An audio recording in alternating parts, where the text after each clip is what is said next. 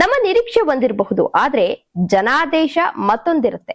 ಪ್ರಜಾಪ್ರಭುತ್ವ ವ್ಯವಸ್ಥೆಯಲ್ಲಿ ಜನರ ತೀರ್ಮಾನವನ್ನ ಯಾವಾಗ್ಲೂ ನಾವು ಗೌರವಿಸಬೇಕು ಅಂತ ಹೇಳಿ ಮಾಜಿ ಸಂಸದ ಡಿಕೆ ಸುರೇಶ್ ಅವರು ತಿಳಿಸಿದ್ದಾರೆ.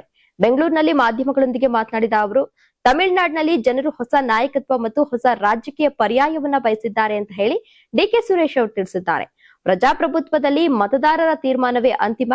ಆದ್ರಿಂದ ಟಿವಿಕೆ ಪಕ್ಷದ ನಾಯಕ ವಿಜಯ್ ಅವರ ಆಯ್ಕೆಯನ್ನ ನಾವು ಗೌರವಿಸಿ ಸ್ವಾಗತಿಸಬೇಕು ಅಂತ ತಿಳಿಸಿದ್ದಾರೆ. ಇನ್ನು ಚುನಾವಣೆಗೆ ಮುನ್ನ ವಿಜಯ್ ಜಾತ್ಯತೀತ ನಿಲುವನ್ನ ಸ್ಪಷ್ಟವಾಗಿ ವ್ಯಕ್ತಪಡಿಸಿದ್ರು.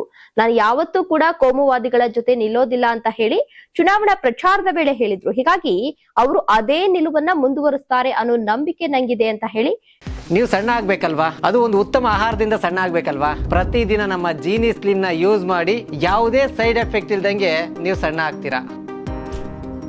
ಡಿಕೆ ಸುರೇಶ್ ಅಭಿಪ್ರಾಯಪಟ್ಟಿದ್ದಾರೆ. ಜೊತೆಗೆ ಇದೇ ವೇಳೆ ಡಿಎಂಕೆ ಸೋಲಿನ ಕುರಿತು ಅವರಿಗೆ ಮಾಧ್ಯಮ ಪ್ರತಿನಿಧಿಗಳು ಪ್ರಶ್ನೆಯನ್ನ ಮಾಡಿದ್ರು. ಆ ಪ್ರಶ್ನೆಗೂ ಕೂಡ ಅವರು ರಿಯಾಕ್ಟ್ ಮಾಡಿದ್ರು.